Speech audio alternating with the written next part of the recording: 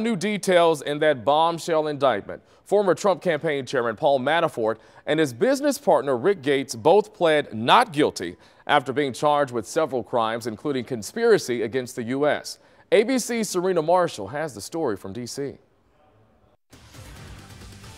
Special counsel Robert Mueller in a 1-2 punch, making his first moves and first charges into Russia's alleged meddling in the presidential election. Did you commit a crime? Mueller charging former campaign manager Paul Manafort and his deputy Rick Gates with tax evasion, money laundering, and fraud. Barely an hour later, a guilty plea from former Trump campaign foreign policy advisor George Papadopoulos unsealed.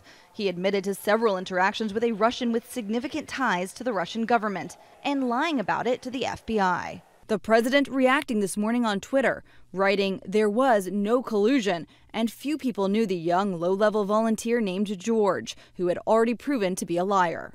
That low-level volunteer in this picture from the president's Instagram. Shortly after that meeting, then candidate Trump told the Washington Post, George Papadopoulos, he's an oil and energy consultant, excellent guy. On the campaign less than a month, according to court filing, Papadopoulos traveled to London and was offered dirt on Hillary Clinton with thousands of emails by his Russian connections. Those filings allege he reported those attempts to 4 senior campaign officials or advisors who offered encouragement, with one telling him, "Great work."